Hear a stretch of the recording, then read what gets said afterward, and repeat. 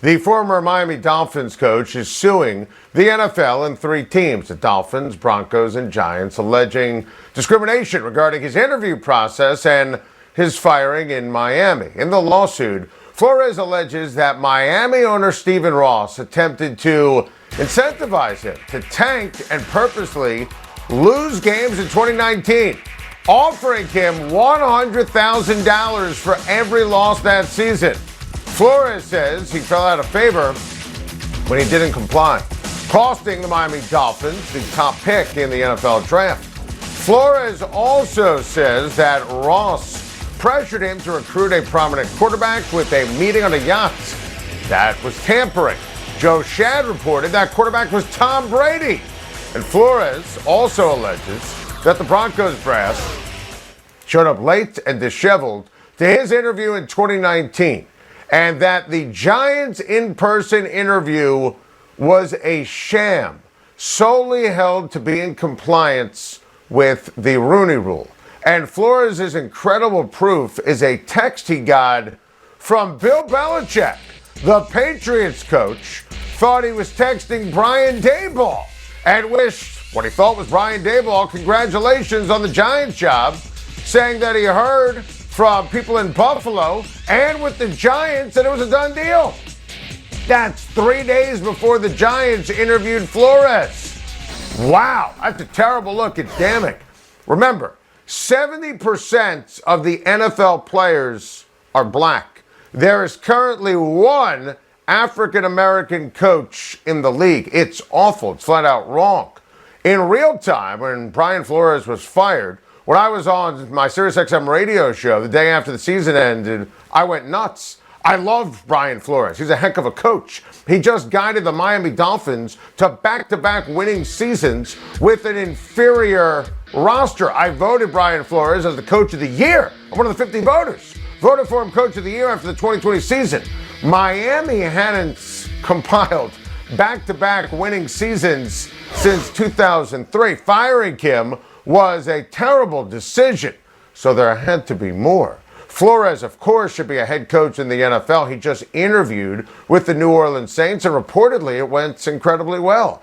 Obviously, the lawsuit, as Flores talked about on CBS this morning, hurts his employment and his future, but the New Orleans Saints should absolutely hire Brian Flores, and Flores is filing this suit, as he said, for the bigger picture and for the future. Now, the part of the suits on Ross is damning, especially when you factor in the league's official gambling partners and a team now in Las Vegas. And look, I am in favor of a team in Vegas. I'm in favor of a team of, the league having gambling partners, but you cannot have an owner paying a coach to lose.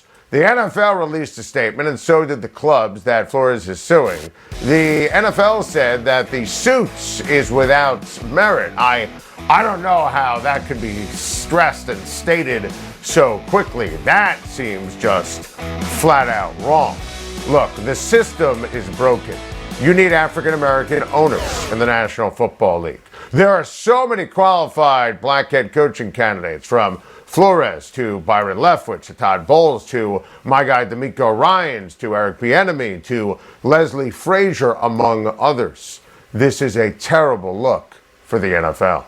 And that'll do it for Jimmy G in San Francisco, as the Niners quarterback yesterday said out loud what we all knew. It's over for Jimmy G as a Niner. Garoppolo was emotional and appreciative, and John Lynch and Kyle Shanahan applauded his performance and his professionalism. And saying in fairness, Jimmy G won a lot of games with San Francisco 49ers. And I want to stress this, he earned his contract and that trade from New England, but he proved he just can't get over the hump with Jimmy G. And Kyle Shanahan knew that. And, look at the completion percentage in the postseason. Look at the touchdown to interception ratio in the postseason. The playoff performances were shaky. The wins were there, but Jimmy was an obstacle. If he hit a wide open Emmanuel Sanders against the Chiefs a few years ago, they win the Super Bowl. Jimmy, of course, was terrible. against the Rams on Sunday in crunch time. Heck, he was really bad against the Green Bay Packers, too. This is why they wanted Matthew Stafford. That's what they wanted to trade for originally, and why they eventually traded up and gave him multiple first-round picks to go get Trey Lance to replace him. San Francisco failed, as we first guessed, by not signing Tom Brady in 2020. Jimmy G now just wants to go to a place where he could win. And make no mistake, Jimmy G, you see the numbers on the screen, he's a starting quarterback in the NFL. He replaced Tom Brady once before.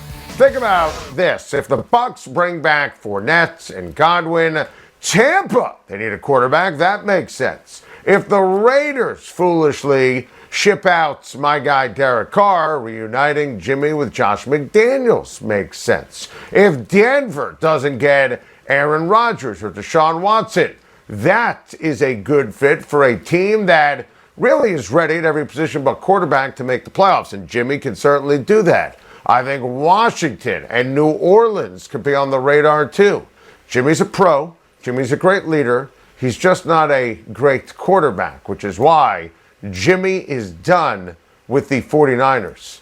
2 years too late. What was your initial reaction hearing the news yesterday? It was, oh boy, the storm is absolutely coming. This is, without even arguing the merits, Adam, of the individual claims by Brian Flores, just simply the idea of the sham interview, the interview that has been done around the NFL in order to check a box that we know has been going on for some time. Again, whether it actually happened in this specific instance with the New York Giants and Brian Flores or the Denver Broncos and Brian Flores back in 2019, but that finally this has sort of been entered into the legal record, if you will, and that folks, by virtue of it being a class action lawsuit against not just those group of teams, but potential other defendants among the other 29 NFL teams, that others can join in if they have that sort of proof and evidence that discrimination has taken place. And so it really is the first shot, if you will, in this decades-long battle that's been waged by many a minority candidate. Very well said. And how about this element of it? As Flores alleged in the suit, that Dolphins owner Stephen Ross offered to pay him $100,000 for every loss in 2019 to better Miami's draft position, and Flores' refusal to do so hurt his standing in the organization and ultimately played a part in him being fired. And JJ, you tweeted that Ross reportedly invested in a sports gambling startup that same year. So take us through this. Yeah, it's interesting, right? Because whether any wrongdoing actually took place, let's forget even the possibility of Stephen Ross throwing games and then betting on the outcome of those games. No one's even alleging that at all.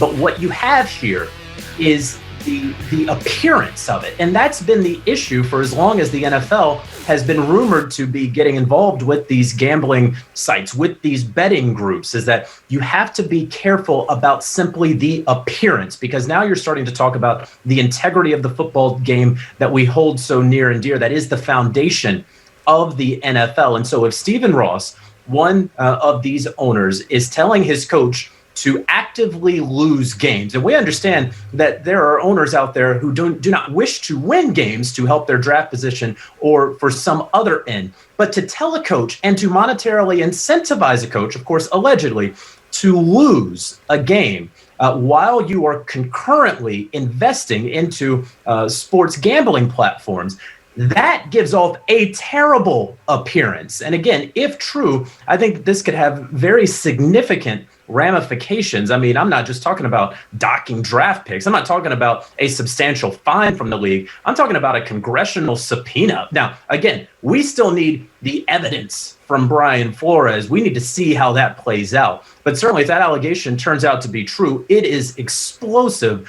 in a lawsuit of 56 pages filled with very explosive claims. Yeah, you nailed it. It's exactly what we talked about earlier in the show. And look, you know how much I value Brian Flores as a coach. I voted for him as Coach of the Year after the 2020 season, back-to-back winning seasons. And by the way, it hasn't happened with the Miami Dolphins since 2003. Still in the mix, reportedly, for the New Orleans Saints job. What does all of this mean for Brian Flores' future in the NFL? Well, Brian Flores said in his statement on Tuesday night, he said as much as he did his tour around the national television programs on Wednesday morning, that he understands that he's put his career in jeopardy, that his future prospects of landing a coaching job in the NFL is certainly in peril. When you look at the history of whistleblowing in this country, certainly when you look at the history of whistleblowing in the NFL, it normally does not turn out very well for the whistleblower as it relates to potential future employment at the very least. And so Brian Flores understands that history. He understands what he's doing with this class action lawsuit. And might I add, even though New Orleans Saints are not named as right now defendants in this lawsuit, nor are the Houston Texans, again, they are potential John Doe defendants in this lawsuit. So if there is a coach or an executive or a staff member who has credible evidence that they were discriminated against in some way by one or both or more of those teams, that they could join in this class action lawsuit as a member of the aggrieved party. And so if the Saints were to hire Brian Flores, if the Texans were to hire Brian Flores, for example, and nothing about this lawsuit changed except someone jumped in to also sue the Texans or the Saints, well, you would have a head coach who is actively suing that team for hiring discrimination. Wild, absolutely wild. And you referenced the sham interview earlier, and let's be clear, I said that earlier in the show. I mean, it's such a bad look when you look at the timeline and what's been done in prior years and other circumstances as well. And JJ, Brian Flores spoke today about this suit being a quote-unquote fork in the road and being bigger than football. Do you anticipate this will have the intended change that Flores hopes for by speaking out? I hope that it has some change. If the intended change is that ultimately NFL ownership is going to have its head coach ranks and its general manager ranks reflect that of its player population, and by that meaning that 7 out of 10 of the players are black, so 7 out of 10 coaches or 7 out of 10 general managers are black. I don't think that ultimately that is going to happen, but that's a hope, that's optimism, that's what you hope for down the road. What I think ultimately, immediately is going to change is, I think, frankly, Adam, and this might be a little inside baseball, but I think the insider game is going to change a little bit, where we hear, hey, so-and-so definitely has that job locked up and it's just a couple of days and then they're going to announce it.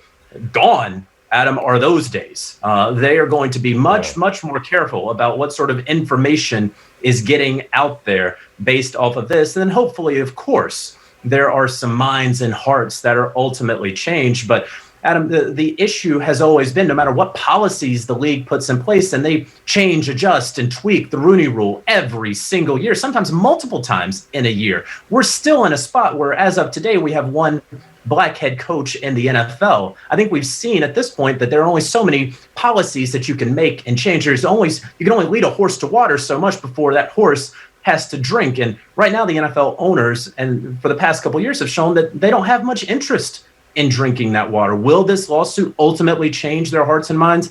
Obviously, to be determined. Thank you for watching. Please like and subscribe, and don't forget to hit the bell for more videos.